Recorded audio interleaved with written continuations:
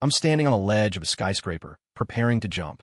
Below, 1,000 pairs of eyes are glued to me, along with the phone in my hand, currently broadcasting a live stream to over 1 million viewers. They think I'm going to jump? Hilarious. No. Once the crowd gets big enough, I'm going to piss on them. Midnight, 12:03 a.m. I set down my copy of Theory of Games and Economic Behavior, pressing the bridge of my nose with long, well-defined fingers.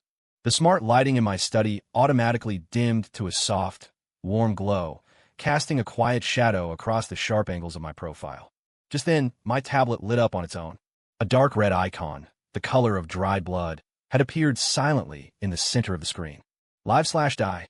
There was no push notification, no download history. It had materialized out of thin air. I tried to remove it.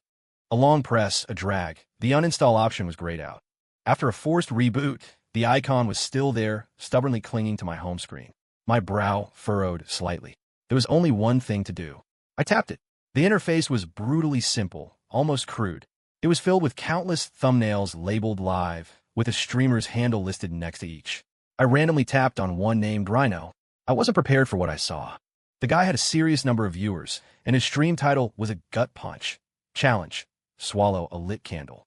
On screen, a burly man was curled in the corner of a messy room, snot and tears streaming down his face as he slammed his forehead against the floor, begging the camera for mercy. My interest peaked. I leaned back into my sofa and murmured to myself, "The hell is this? Did I stumble onto the dark web? Let me go. Please. I can't." The chat scrolled past in a twisted, frenetic blur. "Do it, you coward. Lame script. You're dead if you don't." A cold, digital countdown clock hovered at the top of the screen. 00:00:17. 16, 15, 14. The moment the timer hit 13, Rhino's body went rigid. He jerked and twisted like a marionette with its strings pulled taut. His eyes bulged, blood vessels bursting across the whites, and a guttural, choking sound gurgled from his throat. Then he lunged for the burning candle on the table. The flame traced an orange scar through the air. MMPH. He shoved the lit candle violently into his own gaping mouth. A faint hiss of searing flesh, followed by a plume of white smoke, shot from between his clenched lips. His eyes were wide with a terrifying, primal horror, the flickering flame reflected in his pupils, mirroring a universe of agony and disbelief. His body began to convulse, a violent, uncontrollable seizure like a fish gasping for air on dry land. The screen went black. A single line of bloody text slowly faded in. Challenge failed. Stream terminated. My pupils contracted, an almost imperceptible movement. Holy shit, they're for real. A second later, my phone, my tablet, and even the smart home control panel on my study wall were all hijacked, switching to the same dark red background with stark white text. High-quality observer detected. Forcibly binding identity. Binding successful. Welcome, new streamer, Ethan Thorne. Initial challenge. Tonight at 3 hours and 33 minutes. Enter the abandoned storage room on the B3 level of your apartment building alone. Light a single white candle and keep the flame lit until 03:36:00. Time limit, 10 minutes. Penalty for failure, termination of life. Note, first challenge reward, 10 points. 1 point is redeemable for $1,000 USD. What the hell? A candle? The third basement level.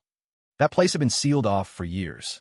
The ventilation was shot, the air thick and stagnant. I stared in silent, frustrated disbelief at the line, penalty for failure, termination of life. My gaze was as sharp as a razor. I swiped the screen off, stood up, and walked to the liquor cabinet in the living room, pouring myself half a glass of whiskey to clear my head. After a moment of thought, I decided against calling the police or asking for help. The way Rhino died, the unnatural force that controlled him, it was far beyond a simple prank. This wasn't a joke. This was a hunt, and I was the prey. 03:32:00. I stood in front of the elevator to the sub-basement, phone in hand. I was dressed in dark athletic or with a light black backpack slung over my shoulder. Viewers were already trickling into my news stream, the chat buzzing to life. Whoa, new guy. Smash that follow button. What kind of challenge is this? Sounds boring. The elevator reached B2, the parking garage. I stepped out and headed for the emergency stairwell. The heavy fire door groaned as I pushed it open, revealing a stairwell cluttered with junk. A wave of dust hit my face. 03:32:55. I pushed open the door to the B3 storage room. A thick, putrid smell of mold and rust flooded my nostrils. In the oppressive darkness, only the faint glow of my phone screen illuminated the ground at my feet. Kinda gross in here. Damn, making him do a challenge in a place like this is practically desecrating a historical site. Oh. I ignored the chat, silently pulling 3 items from my backpack: a compact high-velocity fan, a high-density battery pack, and 1 thick, white candle. The system demanded I light a candle and keep the flame lit. It never said I couldn't use tools to ensure it stayed that way. Time. I flicked a lighter and lit the wick. The small flame flickered in the dead, still air. Oh, that's it. Too easy. Lame. I'm out. The chat started up again. Almost the exact moment the candlelight bloomed, a faint sound echoed from the depths of the storage room. It sounded like some kind of many-legged creature crawling across the concrete floor, getting closer. WTF was that sound, dude? That noise is making my skin crawl. My expression didn't change. I placed the small fan behind the candle and switched it to its lowest setting. A steady, invisible current of air formed a protective barrier, and the flame held firm, burning without a flicker. The crawling sound stopped about 10 feet away from me. Something was watching from the darkness. Holy crap, this streamer's nerve is insane. I'll be gone already. Gone where? I thought, if I don't finish the challenge, I'm dead anyway. Without taking my eyes off the source of the sound, I smoothly pulled a collapsible tactical baton from a side pocket of my backpack, gripping it tightly. My gaze remained calm, fixed on the shadows. Protected by the fan, the candlelight was as steady as a rock. 03:36:00. My phone vibrated. Initial challenge complete. Plus 10 points. Bank transfer initiated for $10,000,00. The notification from my banking app arrived almost simultaneously. I watched the numbers in my account balance change, a flicker of understanding in my eyes. Use money as bait to filter for participants. Use death as punishment to ensure the game continues. Huh, interesting. The chat exploded with a wall of text. Legend. Goat. Insane. I ignored them and ended the stream. I blew out the candle, packed up my gear, and left the darkness without a second glance. Behind me, the faint crawling sound slowly receded, as if in frustration. In light of Ethan Thorne's excellent performance, a day of leave is hereby granted. Streaming will resume on the 3rd day. The system sent over the next challenge. The moment I saw it, I nearly spit the coffee I was drinking all over the screen. Challenge: during morning rush hour, inside a subway car, continuously play Baby Shark at high volume for 10 minutes. You must not be identified as the source of the music. Reward: 1 point. Baby Shark, the one that goes do. And I have to live stream it. $1,000 was tempting, but the thought of standing in a jam-packed subway car during rush hour, blasting that sonic nightmare like a complete lunatic for 10 minutes. It made my introverted self hesitate for a solid half-second. But Ethan Thorne never went into battle unprepared, and he certainly wasn't going to perform this particular piece of art himself. A brilliant, utterly diabolical plan quickly took shape. The next day, after buying a few supplies, I took the last train of the night to start my preparations. Like a farmer sowing seeds, I planted dozens of button-sized micro-Bluetooth speakers in hidden corners throughout the subway car, securing them with industrial-strength nano-adhesive, under seats, inside handrail grooves, in the crevices of ad panels. The locations were devious, the speakers camouflaged. Not even the cleaning crew would find them. I couldn't help but smirk just thinking about the scene tomorrow. The next morning, 8 o'clock. Rush hour hell. I blended into the crushing crowd, just another face in the commuter crush, scrolling through my phone with a blank expression. Inside, however, I was counting down. 3, 2, go. My finger, hidden in my pocket, gently tapped the play button on my phone. Instantly, Bye-bye Shark, do. Bye-bye Shark, do. Bye-bye Shark. The maddeningly cheerful melody erupted like a virus in the sealed subway car. And not from one source, but from everywhere. Front, back, left, right, above, and below. The only flaw was the volume fluctuating, but the staggered, chaotic rhythm more than made up for it. The packed crowd froze. My livestream viewers froze. A middle-aged man looked up, bewildered, trying to find the source of the noise, nearly craning his neck. Mom, my shark, do. A girl wearing headphones took them off, a confused look on her face, as if doubting her own ears. Run away, do.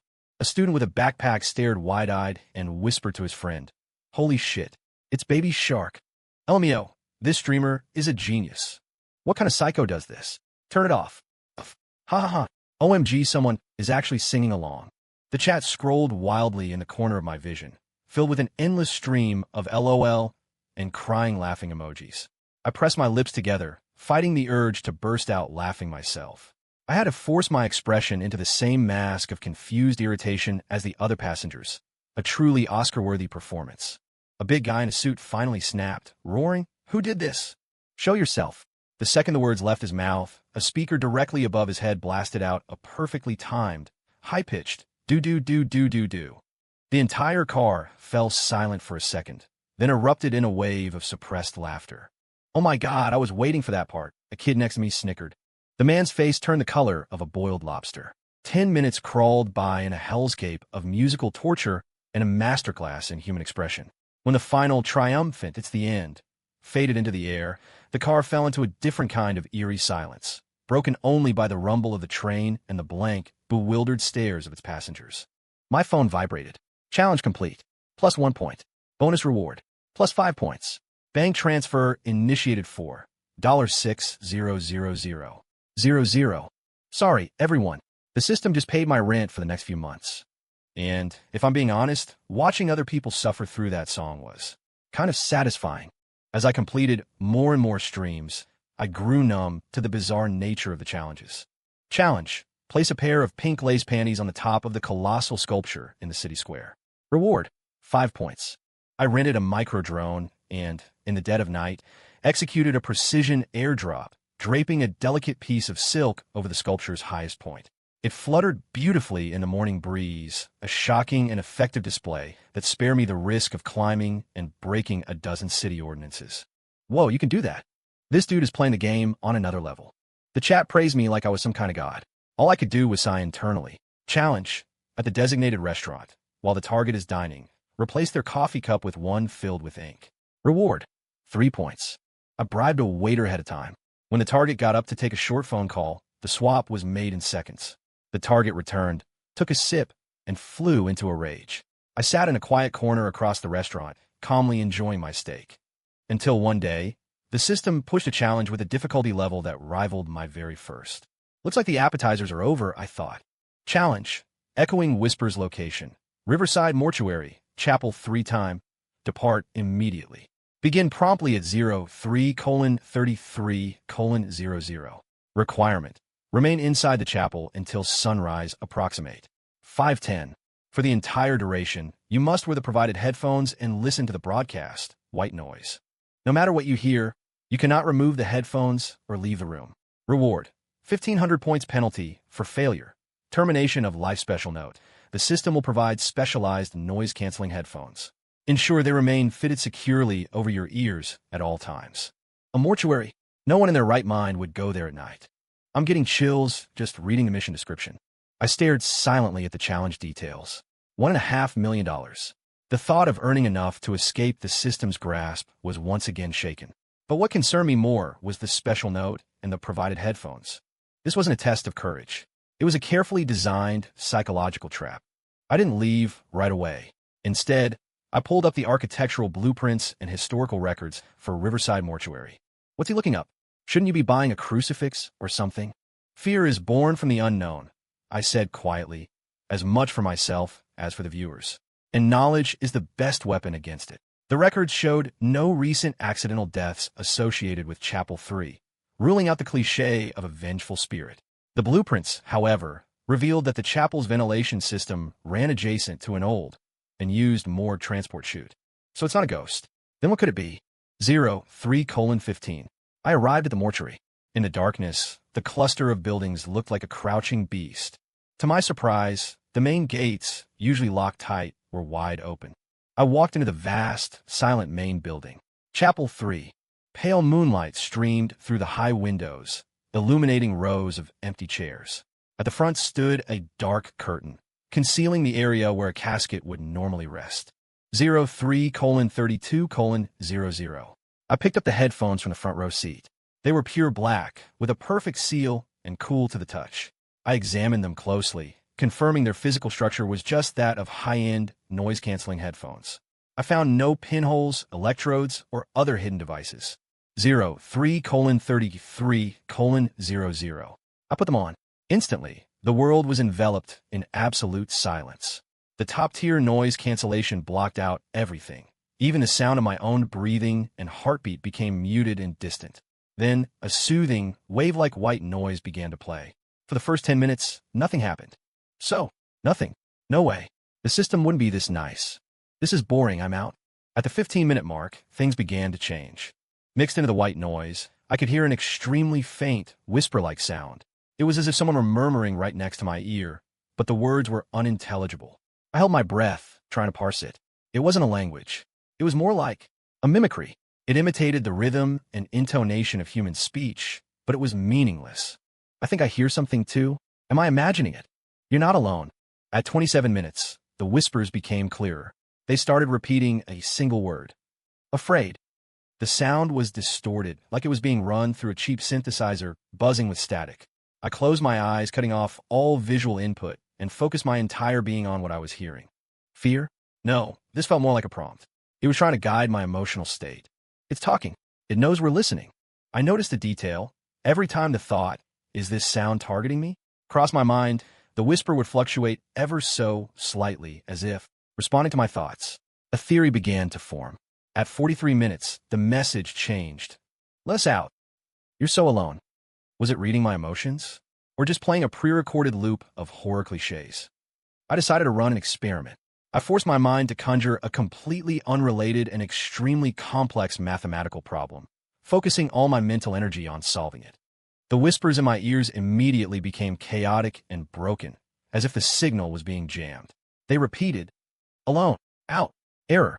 The phrases now fragmented and nonsensical. The whispers are glitching. What did he do? Holy crap, he broke it. I knew it. These weren't simple headphones. They were monitoring my brainwaves or galvanic skin response, generating customized horror content based on my biological feedback. It was trying to amplify my own inner fears to make me break myself. Once I understood the trick, the threat was cut in half. But the challenge required me to stay until sunrise.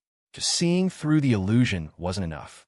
I had to find a way to block it completely, or I would inevitably lose a prolonged battle of mental attrition.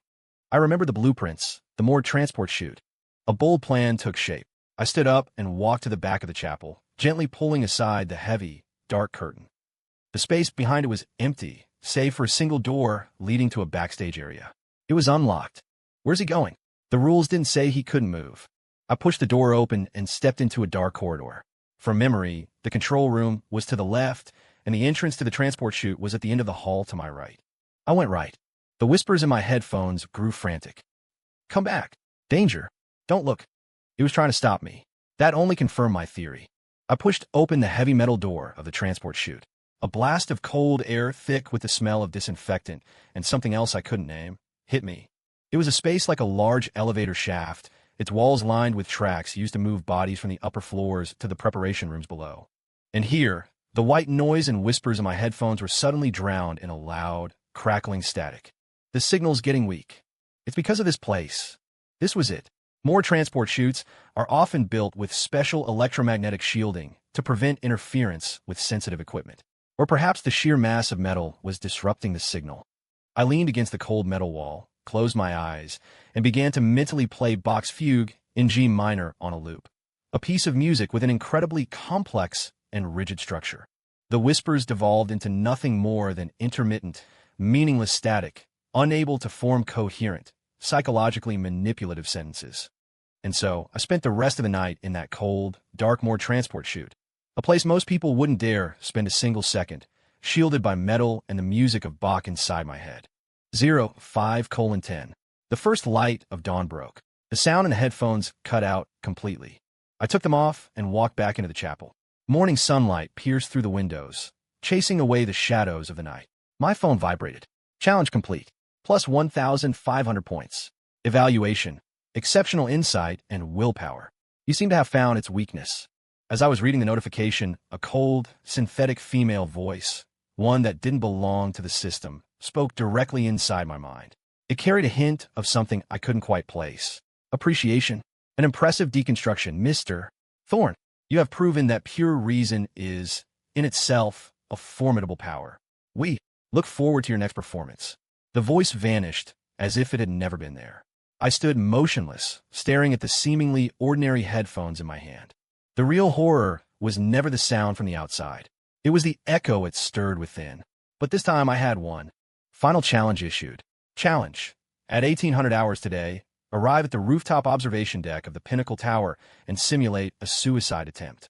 When the real-time monitored crowd below reaches its peak, greater than or equal to 5,000 people, you will publicly urinate off the side of the building. Time limit, 3 hours. Special note, this is the final assessment. The use of any external liquid containers, catheters, diuretics, or other direct substitutes or guiding tools is strictly prohibited. The system will monitor bladder physiology and urethral sphincter nerve signals in real time. The urine must be genuinely produced by your own body, and you must ensure the discharge falls beyond the edge of the observation deck. Reward, 50,000 points. Penalty for failure, termination of life. What the hell is this? Pissing in public? The system is getting more and more twisted. How is it going to get out of this one? 50,000 points. $50 million. I stared at the notes. Prohibited any external guiding tools and real-time monitoring of physiological signals. My expression grew grim. It's over. They've blocked every possible out. Can't even use diuretics. Bladder monitoring. How do you cheat that? It seemed they had finally sealed every loophole. But I noticed two key phrases. 1. Must be genuinely produced by your own body. And 2. Ensure the discharge falls beyond the edge. The system only specified the authenticity and the landing point of the discharge. It never strictly defined the specific body part from which the action of urination had to occur or the final method of expulsion. An extremely audacious, almost absurd plan began to form in my mind. 18:00. The Pinnacle Tower's rooftop observation deck. The setting sun bled across the clouds in shades of gold and crimson as the city lights began to twinkle to life below. The wind was strong, whipping the hem of my black trench coat around me. This challenge was different. A countdown timer was now visible in my field of vision. 3 hours and 4 seconds. This scenery is epic. He's really on a ledge. My legs are weak just looking at this. I calmly swung myself over the safety railing, planting my feet on the narrow edge that was barely wide enough to stand on. Down below, the crowd swarmed like ants. The flashing lights of police cars and fire trucks painted the streets, and a giant inflatable safety cushion was being set up. 2:49:00. Foot hay. Are you going to jump or what? Hurry up. You're making me late. So many people down there. The cops are here. They're inflating the air cushion. The sounds from the street and the comments in my chat feed were a perfect, morbid harmony. One side wanted me dead. The other wanted to see me humiliated. I didn't need to act terrified. My very presence here was the greatest show on earth. 2:30:21. My stream interface showed the viewer count and the crowd monitor below skyrocketing.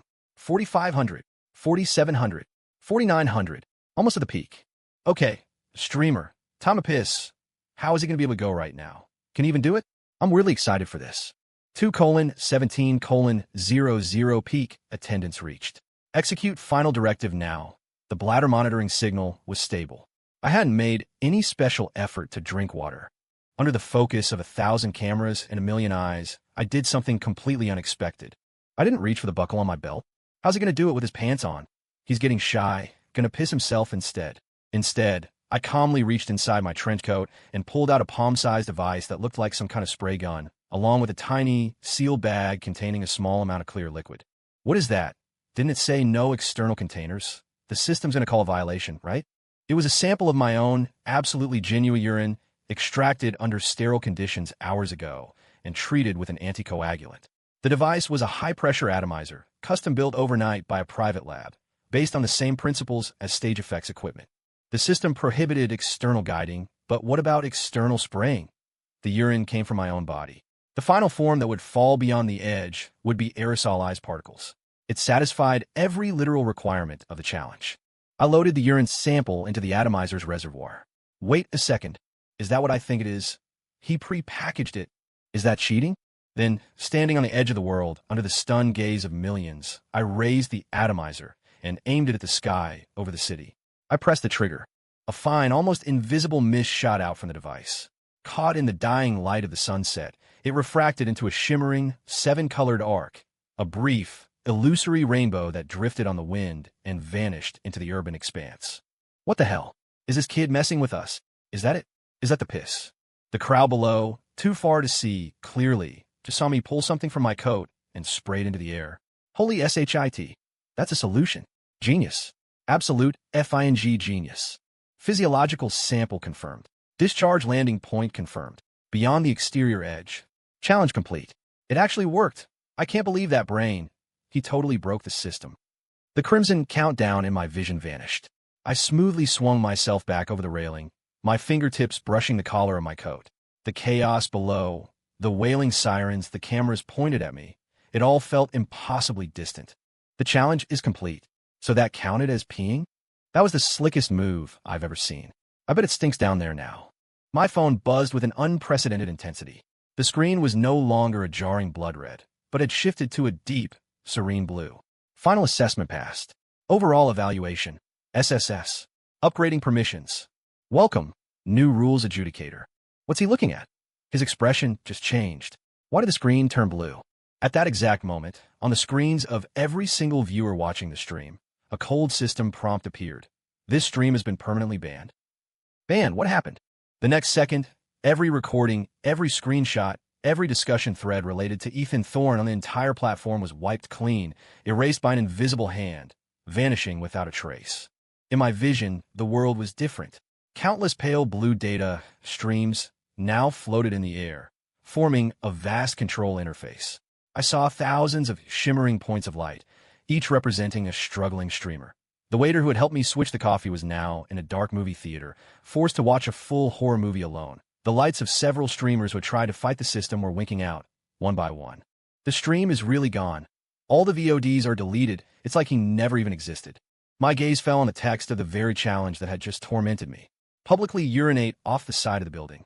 My fingers danced in the empty air, and the words began to reassemble themselves. Publicly display a form of performance art, originating from one's own body, liquid in nature, that violates conventional social etiquette. He's rewriting the rules. Was he banned because he got a promotion? He went from streamer to admin? An encrypted communication request patched directly into my brain. Mr. Thorne. It was the same cold, synthetic voice, but for the first time, it carried a flicker of what could be called emotion, like a researcher who had discovered a rare specimen. Your approach to problem-solving is interesting. The essence of a loophole is the limitation of language. My consciousness replied calmly. I'm not interested in pleasing an audience. I'm interested in the truth behind this system. A brief silence followed. Then, the voice returned. Your permissions will be commensurate with your value. And there are things points can buy that are far more valuable than money. I stood on the edge of the rooftop, the evening wind cool against my face. Below me was the city, still roaring with life, but I was now standing in a higher dimension. The hunter awakens to find he now owns the hunting grounds. The game has just begun, and the rules will be written by me.